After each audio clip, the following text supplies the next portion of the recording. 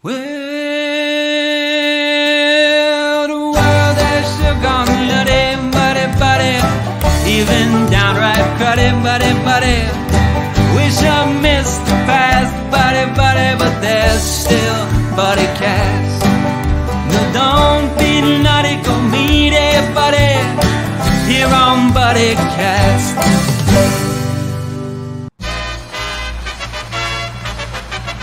Ladies and gentlemen, please welcome the founder and host of Buddycast, Nick Sorensen.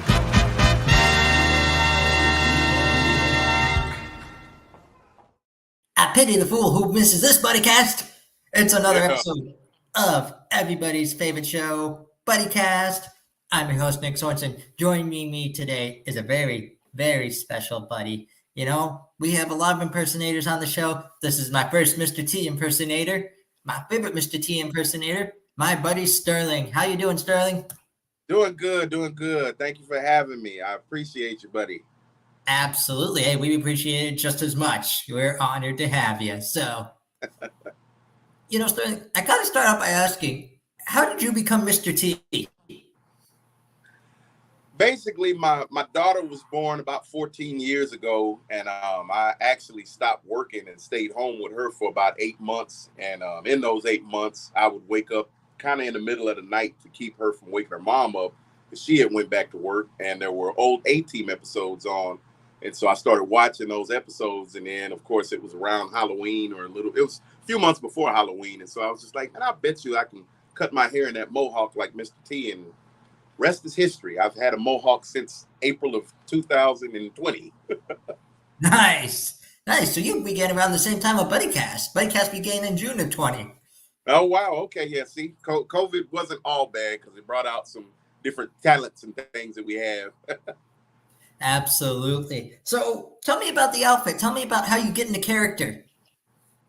Man, it's funny because a lot of times when I get hired for gigs or different parties or things like that, I'll watch like Rocky 3, or I'll watch, some different stuff that Mr. T did just to kind of get into the groove of kind of like, being, of course, he's a big old teddy bear at the end of the day, but a lot of people love the rough and tough nature of him and stuff. So I just I get into the groove usually by watching, Rocky 3 is my go-to usually, especially the part on the steps when he's yelling at Rocky and "you're a paper champ" and all of that stuff. Like that gets me going. So gets me in the mood to pity some fools for gigs and stuff like that.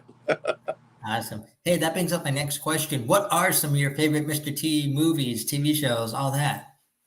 Man, the low-key one that doesn't get mentioned as much because it's like most of Mr. T stuff, of course, is family friendly and stuff, but he did do a movie called DC Cab, and it wasn't as family friendly, but he was still funny in it. And so that's my favorite. I mean, Rocky 3, of course, is my favorite, but of the ones that aren't mentioned, DC Cab is one of my favorites that he's been in. And then a lot of people don't know he was in Cloudy with a Chance of Meatballs. Like it was a voice, of course, it was a cartoon movie, but he was the voice of the police officer. And so every once in a while, I'll catch myself watching that and giggling at it because, I know that's his voice. But yeah, my go-to is Rocky 3 for sure. Absolutely. That's my go-to too. I'm a big Rocky fan, and just Clubber Lang, like just the energy that Clubber Lang brings to everything, Yeah, it's definitely, it was his performance of the lifetime because that put him on the map.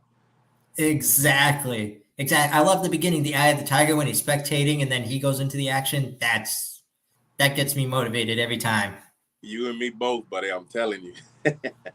He's mine. He's nothing. I'm the champ. I'm going to take him out. I'm going to do this. You got that down better than I do. Ooh. Yeah. But another question I have, you and me kind of talked about this beforehand. Have you actually met the real Mr. T? No, I haven't been blessed to meet him yet. He does know that I exist, and he knows that we look alike. I had a guy, I lived up in the Dallas-Fort Worth area, and in Dallas they have a festival called Party Fest, and basically it's a bunch of vendors that get together that are associated with parties. And long story short, there was a guy that had a photo booth, and so he had the 360 and all of the different things. So he ended up taking my picture and a video with me. He put it in this Facebook photo booth group. Say that 8 times fast. He put that in that group, And so one of Mr. T's buddies that lived out in California ended up seeing it. And so he sent it to the real Mr. T, and the real Mr. T messaged back like, "Oh my God, this guy looks just like me, LOL." And so after that, I was like, okay, well, he's not mad at me for doing this. So at least I can hold on to that for a while. So, but yeah, he does know I exist and he knows that I does it, but we haven't met yet, but I'm hoping to meet in the future real soon. Absolutely. The first thing I can do, or the first thing I thought of when you said, like, well, he likes my impersonations. That's good. All I can picture is him pounding on your door. "Hey, fool, what you doing?" Yeah, why you sounding like me and looking like me, fool? Exactly. What do you think it would be like the day you meet him? Like when It's so funny because sometimes, like, people ask me all the time, like, have you met him or would you meet him? And I always hear people say, like, don't meet your heroes because you'll be disappointed. I feel like I wouldn't be disappointed with him because we have so much stuff in common, and a lot of people think that, like, I have to turn on the personality and turn it on, but I grew up, with humble upbringings just like he did. He loves kids and doing stuff and really outgoing, and I am as well. So basically, it's just the haircut is the biggest difference. And once I put the haircut on, and even though I'm Sterling, I'm Mr. T without even. It's even funny because I drive for Uber, and a lot of times people, like, when they see me, you look like Mr. T. I don't try to sound like him, but they're still like, man, I can even hear it in your voice, like, that you sound a lot like him, even when you're not doing the gruffly and all of that stuff. So we have a lot in common. I think, honestly, we would have some fun. But like I said, I hope to meet him soon.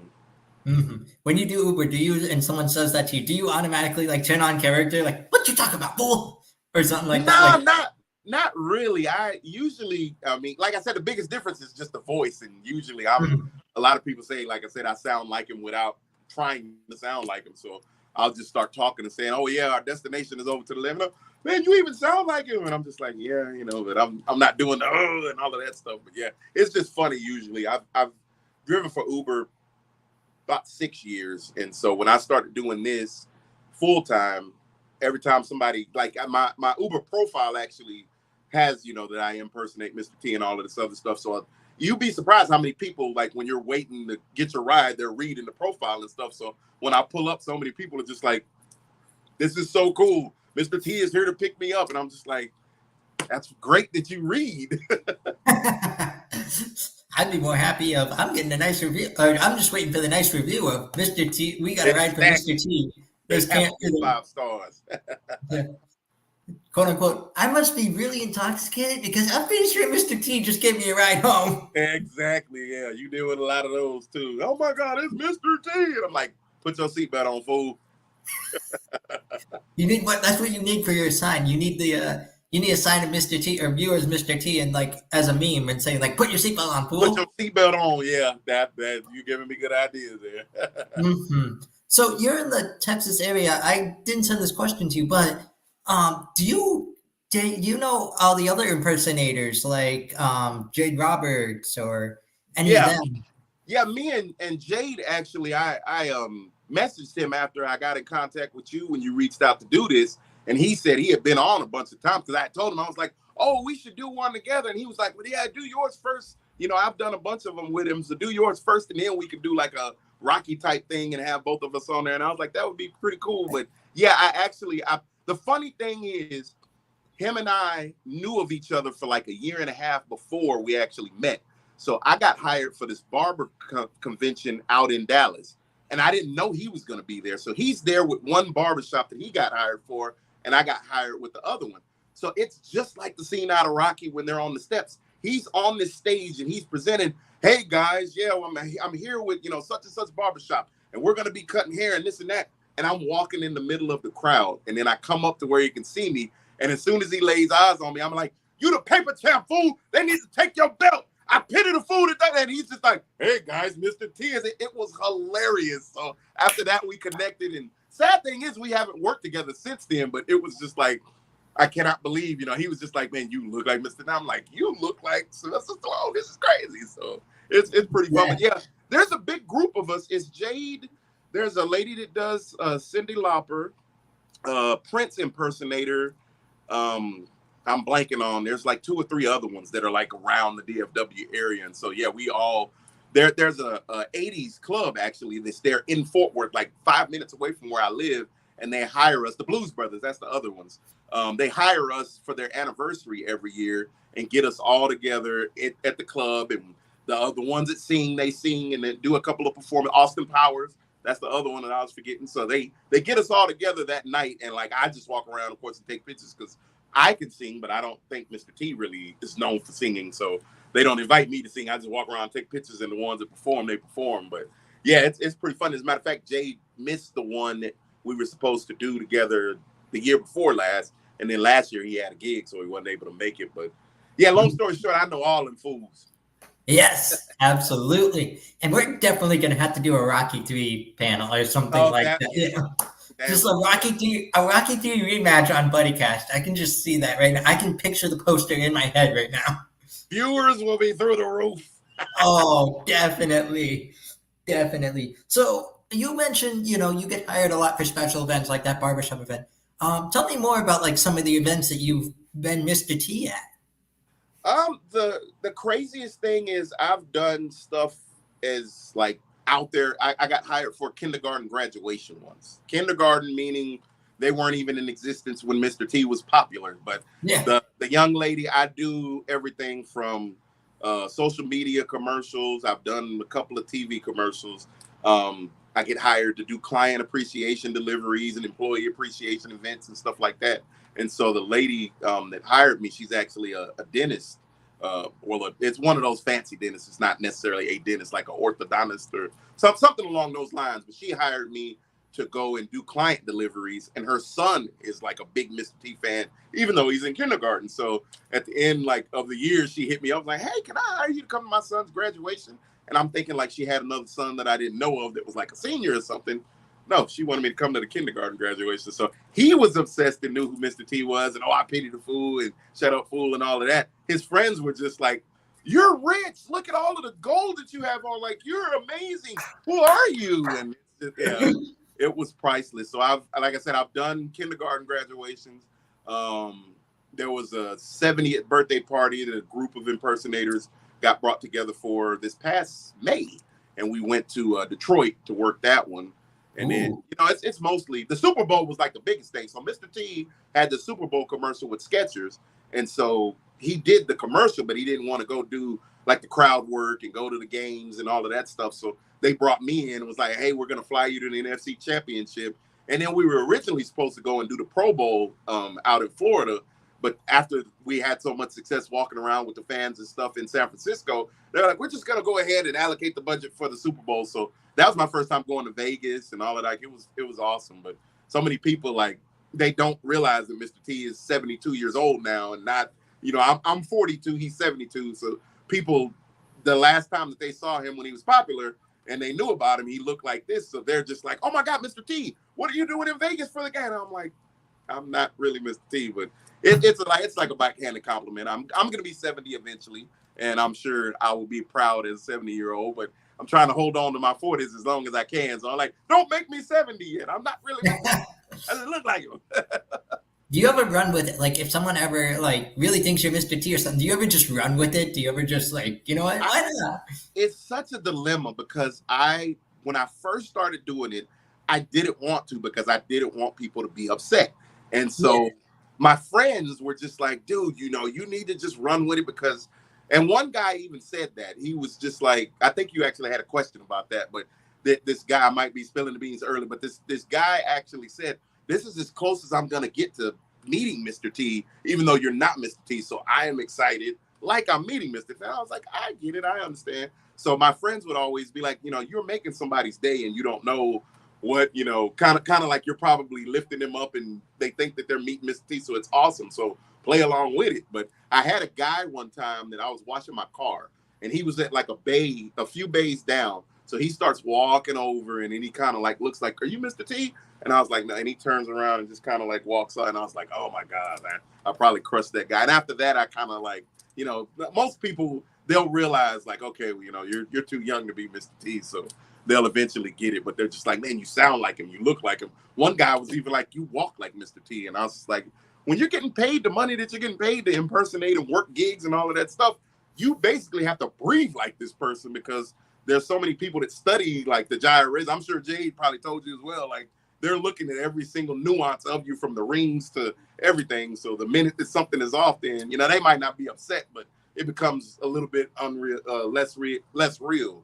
And so that's why I always like, I'm when I'm Mr. T and I'm in Mr. T mode, I'm Mr. T because they're paying me to be Mr. T. So definitely, it's like the mall Santa basically. If you one little thing's off, someone's going to be disappointed. Someone's going to be exactly.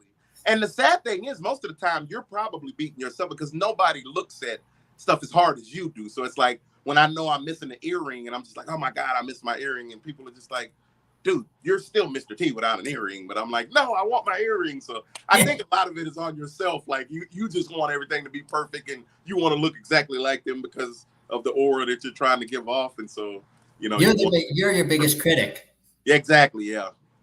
Awesome. So tell me more about that special fan interaction. You're right. That was one of my questions. Yeah. So people, like I said, the main reason when people ask me why I do what I do, especially because everything got out. So I was working at Embassy Suites in downtown Fort Worth before COVID.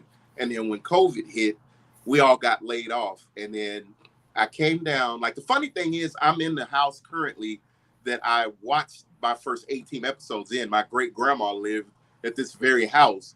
And so a lot of people like think, oh, you're too young to even know who Mr. T is. And I was like, I was born in 81. So I was born right after Rocky and right before the 18 came out. So I actually watched some episodes of 18 live. And so my biggest thing was just, I love spreading joy. I love, seeing smiles on people's faces and kind of being uplifting and being optimistic about, just life and the outlook in general. So, being able to walk around and be Mr. T during COVID was amazing because I was still doing food deliveries because I've worked for every platform from Uber to. Oop. Sorry, buddy. I think we lost you there for a second. Give us a second. Give us a second. Quick second here. Sorry about that. I was getting a phone call. No problem. I figured that happened. So I've done everything from Uber to Favor to DoorDash to Grubhub, you name it. Like I've done it before. And so when I go into the restaurants to pick the food up, because of course it was a lot of contact delivery. So many a days of just dropping food off at people's doorsteps and never seeing them. But you go into the restaurant, people see you and they're just like, oh my God, you made my day. Like you look like Mr. T. This is so crazy. And so it's the gas that fuels the car to keep the car going from point A to point B when people are, telling you and giving you positive feedback about, oh my God, you made my day and stuff like that. So, fan interaction is something that's great, especially I always joke and say that Mr. T was such a positive and is such a positive influence. Like there's a lot of people that are just like, oh man, I bet people don't even, realize and know Mr. T. And I'm like, it took me. So I've been doing this, like I said, for about 14 years, but I didn't realize how big of a global icon Mr. T was until one day I was out doing deliveries and somebody's running after my car screaming, I pity the fool. And I'm like, this guy is just known everywhere. Like, this is not a normal celebrity where it's just like, oh, well, he's just known in this pocket of people. Like, there's people, I did a podcast, I want to say maybe 3 years ago for these guys over in Australia. And I was just kind of like, this is a whole nother continent, but people are still like, oh my God, Mr. T. So yeah, it took me a while to learn it. Like, okay, he's a big deal. Even like I said, to this day, I always joke and I say, if you want to see a grown man turn into a little kid, put Mr. T in a room with him, because so many 50 and 60-year-olds is just like, oh my God, Mr. T, this is awesome. I feel like I'm 10 again. And I'm like, you acting like you 10 again.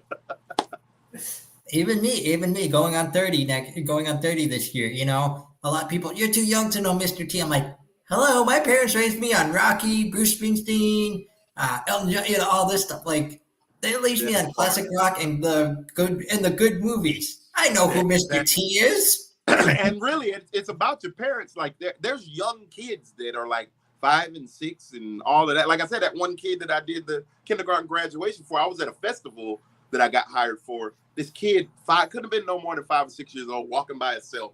He walks by me and he's like, I pity the fool. And I'm like, wherever your parents are, they get a gold star because, oh my God, it's like, about Mr. T. That's so awesome. So yeah, you can't judge a book by its cover because everybody is raised differently. So yeah, some people might know about him, and some people. And I met a 70-year-old that never watched TV, and she was just like, "Who's Mr. T?" And I'm like, "You're the same age as him. What do you mean, who is Mr. T?" But there you you just go. never know. There you go. And hey, if I have kids, guess what? They're going to be raised on Rocky and everything else. So Rocky 3. Yeah, they're going to be the one. They're going to be the ones going. It's mine. It's nothing. It's nothing. I'm the champ. I'm the champ. You tell my boy. You tell my boy. I'm coming for him. Yep. Oh, so you have, you mentioned doing all these projects, like you've done a kindergarten graduation, you've done all this. What about projects you've got coming up that you can share with us? I'm actually, like I said, I live up in the Dallas-Fort Worth area. I'm originally from South Texas, so a little town, Corpus Christi. I'm like 45 minutes south of Corpus Christi. So I come down here, I get hired to do, I do MC work for the baseball teams. And so my first year doing MC work for the minor league team for the Astros is here in Corpus Christi. And so they hired me to do the on-field games and stuff like that. So I do that here, and then I also do it in Frisco, which is the minor league team of the Rangers. But I'm leaving here tomorrow because I have a 60th birthday party. Excuse me, 60th birthday party to do in Dallas Friday, and then Saturday I have to do the baseball game. So I don't have really a whole bunch. Most of the gigs that I have upcoming are just like parties and events like that. Sometimes I get hired for expos, so people will have like a booth and they'll want like attention to come to their booth, and Mr. T is the attention getter, so they end up hiring me for that. But yeah, I don't have any I don't think there's probably nothing that I can do that's bigger than going to kind of work the Super Bowl. So I haven't set my sights any higher than, like, I don't know what else there would be other than maybe traveling to Europe to do some major king's wedding or something like that. Other than that, most of it's probably just gonna be parties and events like that. So, but yeah, I've just got a couple of parties really coming up in the next couple of months. Halloween is coming, so that's a big month usually. Oktoberfest is a fun. South Lake is a town up in DFW, kind of like in between Fort Worth and Dallas, and they hire me every year to just be their walk around talent. So they put me in these lederhosen, and people lose their mind because they're like, "Oh my God, it's Mr. T in lederhosen during Oktoberfest." And there's literally, this will be the third year that I do it. There's people that show me pictures with me and them every year, and they're just like, it never gets old. They're just like, "I got to take another picture. We got to get an annual picture of Mr. T at Oktoberfest." And I'm just like, "Let's get a picture." So yeah, it's pretty fun doing these gigs and stuff. Awesome. That's my next question. Can people hire, if someone's watching this and they have something like a Comic-Con or like a special event or something, they can hire you, obviously, correct? Oh, definitely. I pity the fool that doesn't hire me for a Comic-Con or a special event or a wedding or anything like that. I'm for hire, just like the A-Team. Mm-hmm. So tell me about Pity the Fool Entertainment. Pity the Fool Entertainment is my LLC in the making. I have so many. If any of my friends end up watching this, and I have like 5 friends that have literally been in my behind about getting my LLC done, making it a legit business, and all of that other stuff. So Pity the Fool Entertainment is just what I want to call my LLC when I finally establish it, because like I said, I've been doing this for about 4 years. It was crazy because during COVID, I got hired for my first birthday party. And so we have masks on in the pictures, and you can see everybody's smile lines and stuff like it. It's just funny to go from like this little party with 20 people at it outside somebody's house in the middle of COVID to this past February, I did the Super Bowl. Like, it's so wild, to think about. But yeah, I Pity Fool Entertainment is what I want to name my business once I finally like legitimize it. Perfect. Now, buddy, I love to ask impersonators to do this. Can you just give me some like freestyling of Mr. T? Like, just go off and just be Mr. T for like a minute or so. Oh yeah, definitely. So I pity the fool that isn't a buddy of Mr. Nick, because he pities the fool that isn't interviewing people and doing a great job. Ugh. Love it. Love it. And you're right. You pity the fool who isn't a buddy on Buddycast. That's right, on Buddycast. That's what I meant to say, Buddycast. Mm-hmm. Which is my next question for you, which is from my buddy Jonas Kane at #positivity.